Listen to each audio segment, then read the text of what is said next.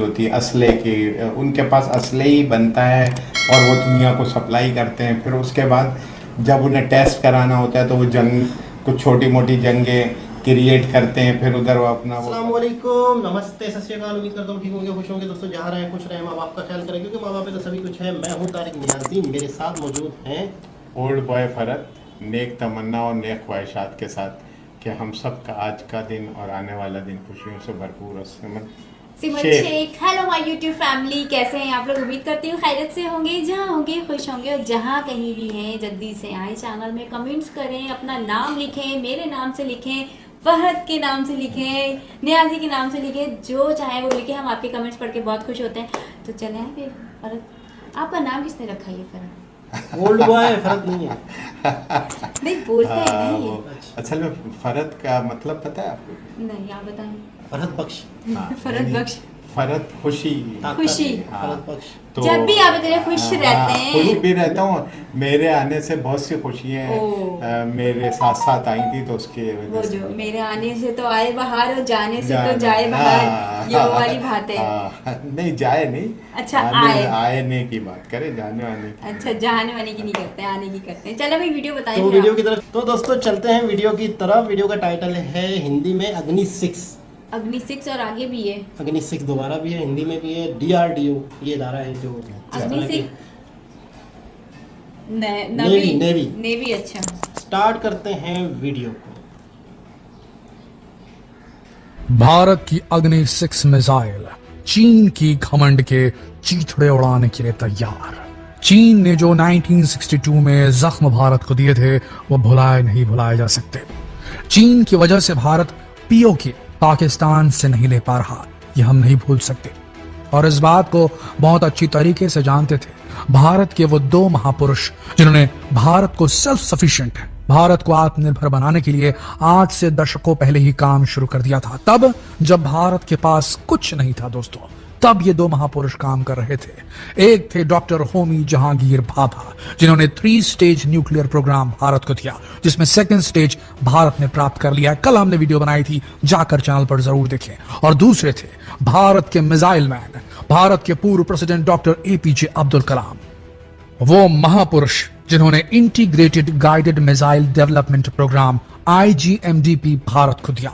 अग्नि सीरीज की मिसाइलें दी, और उन्हीं अग्नि सीरीज के मिसाइलों में से एक मिसाइल ऑपरेशन दिव्यास्त्र के तहत हाल ही में भारत ने टेस्ट की थी। उस मिसाइल का नाम था अग्नि 5। जी हाँ दोस्तों, अग्नि 5 भारत की पहली MIRV टेक्नोलॉजी से लैस multiple independently re entry vehicle से लैस, एक साथ कई न्यूक्लियर हमले करने की केपेबल और 6000 से 8000 तक की दूरी तक मार क्षमता वाली मिसाइल अग्नि 5 भारत ने टेस्ट कर ली। ये विजन था डॉक्टर APJ अब्दुल कलाम का, लेकिन यहीं तक नहीं था।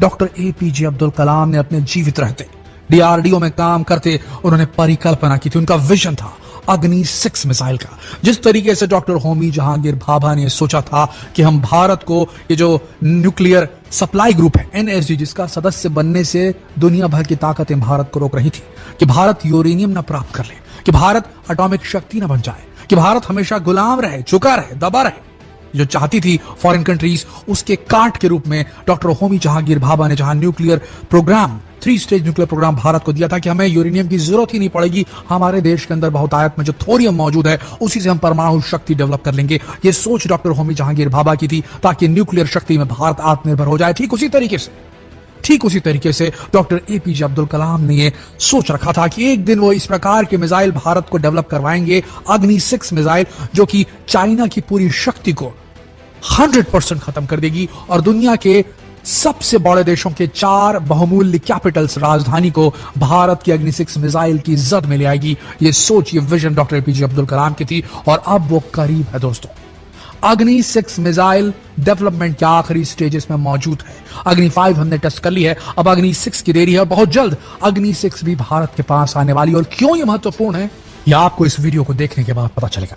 देखिए दोस्तों, चाइना का दंभ है, घमंड है कि उसके पास बहुत बड़ी आर्मी है, और भारत की आर्मी बहुत क्रूड है, छोटी है, उतनी सोफिस्टिकेटेड नहीं है, ना ही उसके पास उतना बड़ा बजट है कि वो अपनी मिलिट्री को इतना बड़ा कर सके कि चाइना का मुकाबला कर सके।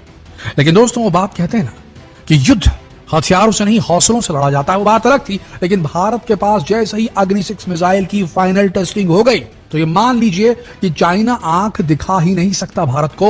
सबसे बड़ा घमंड चाइना को यह था कि अपने पैसों के बल पर उसने साउथ चाइना सी को पूरी तरीके से अपने इन्फ्लुएंस में रखा, अपने प्रभाव में रखा है। कई देशों की मैरीटाइम जो उनके जो क्षेत्र है उनके ऊपर कब्जा कर रखा है चाइना ने साउथ चाइना सी में। सिर्फ साउथ चाइना सी में नहीं, इवन पैसिफिक ओशन में, प्रशांत महासागर तक में चाइना की प्रेजेंस है। चाइना ने अलग अलग जगह पर अपने जो है मिलिट्री अड्डे बना के रखे हैं। और अब चाइना हंसता है, बोलता है भारत क्या ही कर लेगा, चलो ठीक है अग्नि 4 था, ठीक है अब अग्नि 5 भी आ गया, अग्नि 5 क्या ही कर लेगा। दोस्तों अग्नि 5 ने भारत को एक शक्ति दी है कि भारत अब चाइना के किसी भी कोने पर वार कर सकता है। 6000 4000 की रेंज बहुत होती है, पूरा चाइना भारत की जद में आ चुका है। लेकिन दोस्तों चाइना का मेन लैंड आया है, यह बात सुनिए आप। चाइना का साउथ चाइना सी अभी भी रेंज से दूर है, पैसिफिक ओशन प्रशांत महासागर अभी भी रेंज से दूर है। तो उसके लिए हमें चाहिए एक और लंबी दूरी की मिसाइल जो कि अग्नि 6 साबित होने वाली है। अग्नि 6 के पास क्षमता होगी 10,000 किलोमीटर से 12,000 किलोमीटर, और अगर उसके जो न्यूक्लियर पेलोड की जो वजन है उसे अगर कम कर दिया जाए तो ये 14,000 से 16,000 तक दूर भी जा पाएगी। ये कह रहे हैं एक्सपर्ट, ये अनुमान लगा रहे हैं एक्सपर्ट। तो आप समझ रहे हैं, इसका मतलब सीधा ये है कि भारत पूरे पैसिफिक ओशन को कवर करेगा। यानी जहां जहां भी जो घमंड है चाइना का, क्यों हम बता रहे हैं आपको, जहां जहां भी चाइना ने अपने SSBN सब सरफेस बैलिस्टिक न्यूक्लियर सबमरीन्स को छिपा कर रखा है, यानी कि ऐसी न्यूक्लियर सबमरीन्स जिनके अंदर बैलिस्टिक मिसाइल जो कि न्यूक्लियर केपेबल है वो कैरी करने की क्षमता है, ये छुपा कर रखी है। और ये सोचता है कि कहीं भारत से चाइना का युद्ध हो भी क्या। अगर भारत ने कोशिश की POK को लेने की और चाइना पाकिस्तान के फेवर में आता हुआ अगर उसने युद्ध छेड़ दिया भारत के साथ में, तो चाइना के पास यही हथियार है। चाइना जो लड़ाई लड़ेगा आमने सामने की तो ठीक है, लेकिन अगर बात न्यूक्लियर वेपन तक की आ गई, अगर फाइनल फ्रंटियर की बात अगर आ गई, तो देखिए दोस्तों जो सबमरीन्स होती है वो बहुत दूर होती है और उनसे जो लॉन्चिंग होती है उसको डिटेक्ट कर पाना आसान नहीं होता, क्योंकि सुदूर समुद्र से वार करती हैं। तो चाइना का घमंड यही था कि उसके पास सबसे ज्यादा मात्रा में वॉरशिप्स है, एयरक्राफ्ट कैरियर्स है, सबसे ज्यादा उसके पास सबमरीन्स है, तो उसकी मदद से वो पूरी तरीके से भारत को ओवर पावर कर देगा। लेकिन दोस्तों अब उसकी सबमरीन्स भी भारत के अग्नि 6 मिसाइल की चपेट में आ जाएंगी, क्योंकि अग्नि 6 मिसाइल की जो रेंज है वो 10,000 से ऊपर होने वाली है, 14,000 तक होने वाली है। ऐसी स्थिति में गया चाइना काम से, क्योंकि देखिए चाइना के पास में जो वेपन टेक्नोलॉजी अगर हम उसकी बात करें तो क्या है चाइना के पास आज की तारीख में, अगर हम देखें तो उसके पास है DF-21 डोंगफैंग 21। ये एक मीडियम रेंज बैलिस्टिक मिसाइल है और इसे बड़े शान से कहता है कैरियर किलर, यानी कि एयरक्राफ्ट किलर। ठीक है, होगी डोंगफैंग 21 उसके पास में है, लेकिन दोस्तों इसकी काट हमारे पास बहुत सारी छोटी मिसाइल हमारे पास मौजूद है, इसके लिए अग्नि 6 इस्तेमाल करने की हमें जरूरत है। डोंगफैंग 26 इसके पास इंटरमीडिएट रेंज की मिसाइल है और ये यूएस बेस मौजूद जो है गुआम एक इलाका है जहां अमेरिका ने अपना मिलिट्री बेस बना के रखा है। और कल को अमेरिका अगर भारत की मदद के लिए आए या अमेरिका के साथ युद्ध हुआ चाइना का, तो गुआम को सीधा टारगेट करने के लिए, गुआम इलाका है उसे टारगेट करने के लिए DF-26 का इस्तेमाल कर सकता है चाइना। ये सोचकर उसने घमंड से इस मिसाइल का नाम गुआम एक्सप्रेस रख दिया। इसे भी हम काट सकते हैं हमारी दूसरी मिसाइलों की मदद से। DF-31 और DF-31A, डोंगफैंग 31, डोंगफैंग 31A जो है ये इंटरकॉन्टिनेंटल बैलिस्टिक मिसाइल है, ICBM है, लेकिन इसके पास MIRV टेक्नोलॉजी नहीं है। आप समझ रहे इसको? देखिए हमारे पास में हमारी अग्नि 5 में ही हमने टेस्ट कर लिया हमारी MIRV टेक्नोलॉजी। अब आप बोलेंगे MIRV टेक्नोलॉजी है क्या?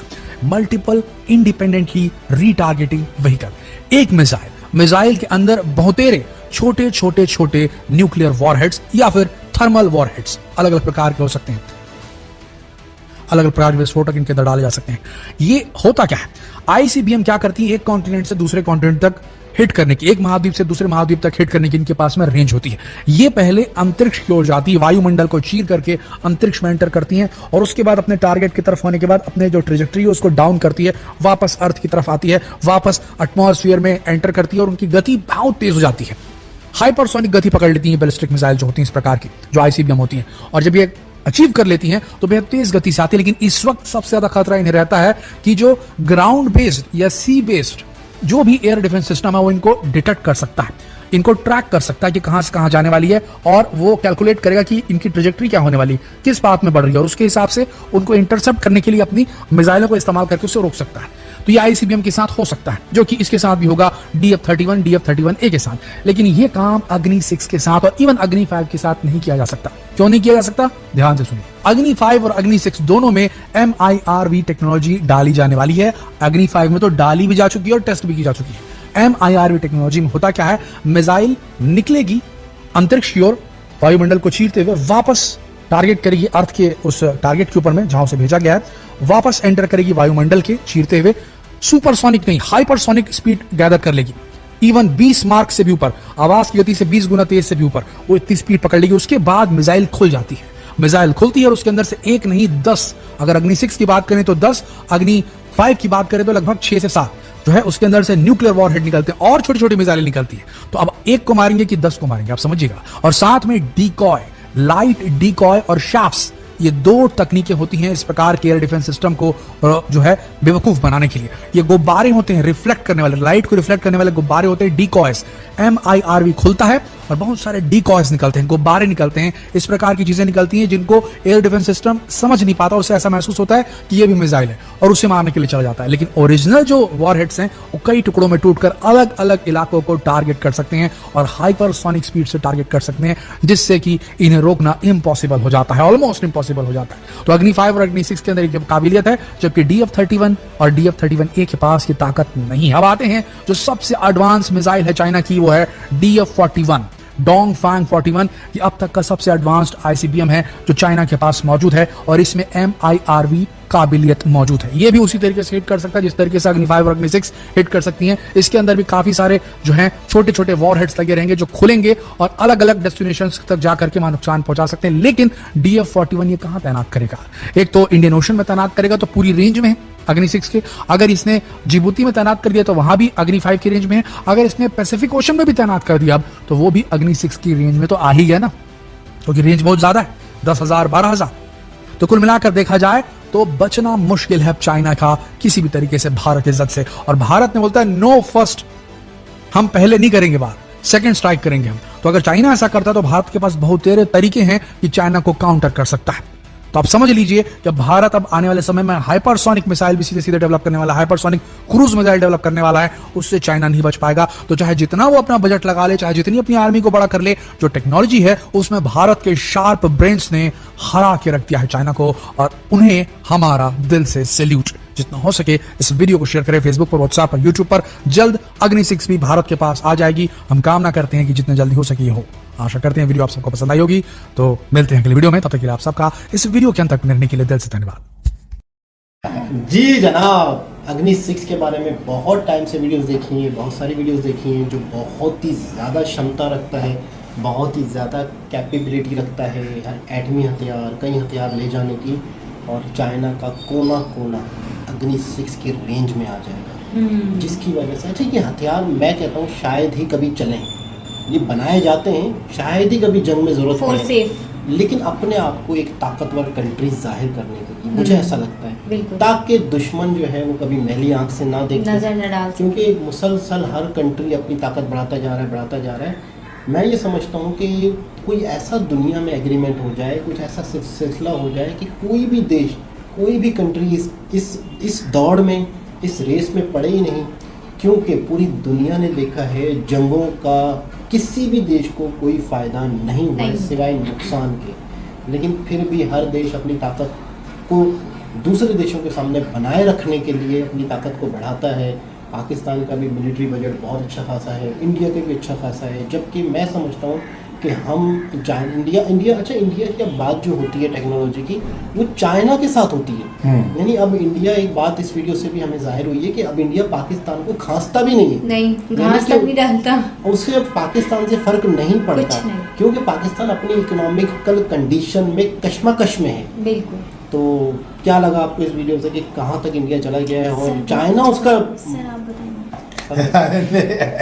आप, मैंने कहा था वो पिक्चर से बाहर हो रही है तो ज़रा दूर हो जाते हैं ना तो करीब आ जाएगा ना, ताकि वो कैमरे से, क्योंकि आपका जो है वो आपके जो एक्सपर्ट ओपिनियन है वो बहुत ज़रूरी होते हैं, विद आपके चेहरे की मुस्कुराहट के साथ जो है ना उसके अंदर वो मल्टीप्लाई हो जाता है बहुत चीज़ें। तो इसलिए मैं चाहता हूँ कि आप अपनी कमेंट जो है उसी जज्बे से दिया करें। जी, इंडिया का मुकाबला तो अब चाइना से बिल्कुल।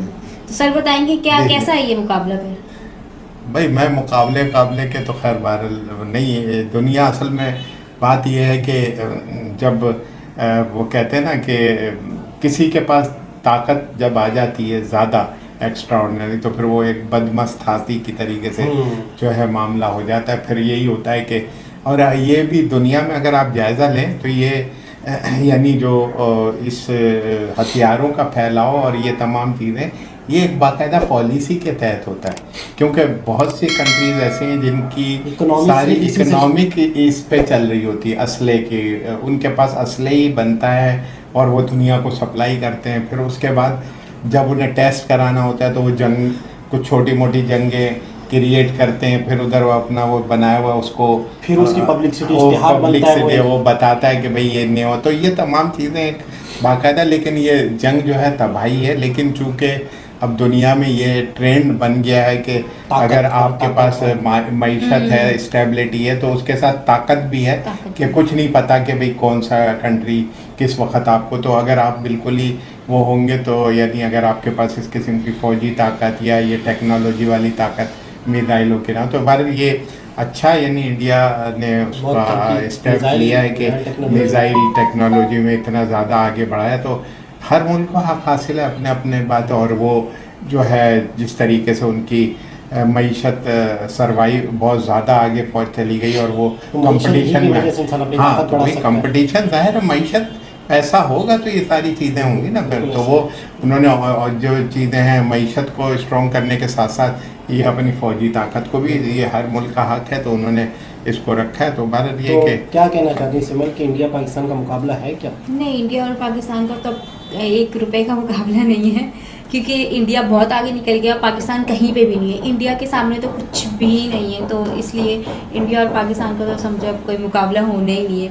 तो इसलिए अब चाइना की तरफ, चाइना सुपर पावर है, समझो एक सुपर तरह पावर से है बिल्कुल। इस खित्ते में जो है, हाँ जो है उसकी तो अपनी वो भी है, तो उस लिहाज से जो है ना वो है। बहरहाल अब ये आगे दुनिया में क्या होना है ये कुछ नहीं पता, लेकिन ये कि चाइना सबको बहुत पॉलिसी महफूज से चल रहा है, क्योंकि आसपास जो इसका रूट है, ट्रेड का रूट है, उस पर कब्जे करते जा रहे हैं, जैसे गवादर वाला मामला है, वो ट्रेड वगैरह पे ज़्यादा फोकस होता है, और बहरहाल ये चीज़ें भी ज़रूरी हैं। बहरहाल इसमें हम क्या कह सकते हैं, ये है तो किसी कंट्री की सलामती है। हाँ है, लेकिन तबाही होती है, कोई भी होता है, वही वाली बात है कि इंसानियत उससे नुकसान होता है, सिसकती है इंसानियत उसमें, मतलब लोग भी जो है वो कमेंट आने वाला है कि सिसकता का क्या मतलब, कमेंट आने वाला है सिसकता का क्या मतलब, वैसे भी यानी जैसे मिसाल के तौर से कोई रोना, सिसकना। आपको तो, मुझे तो पता, हम फील तो कर पा रहे हैं, हम कह रहे हैं सिसकना, अब वो फील नहीं कर पा रहे भाई। यानी वो जैसे मिसाल के तौर से अगर एक आदमी जख्मी हालत में जो उसकी कंडीशन होगी कि उसके पास मेडिसिन भी नहीं है, वो भी, और अपनी तकालीफ के साथ जो उसको वो होती है उसको सिसकना, समझ गया ना? दोबारा समझ गया। 1 मिनट, मेरे बहुत ही प्यारे व्यूवर्स है राहुल राज, उन्होंने कमेंट्स किया, हर वीडियो में हमारी कमेंट्स करते हैं, वीडियो देखते हैं, तो बहुत बहुत धन्यवाद आपका। सुन रहे हैं? जी। मेरे प्यारे सब्सक्राइबर, मेरे प्यारे व्यूअर, मेरे हमारे नहीं, तो मेरे ही तो हैं। नहीं वो इनके लिए है। अच्छा तो ठीक है, सॉरी। तो दोबारा किसी और वीडियो के साथ आपसे मुलाकात होती है, तब तक के लिए अल्लाह हाफिज़।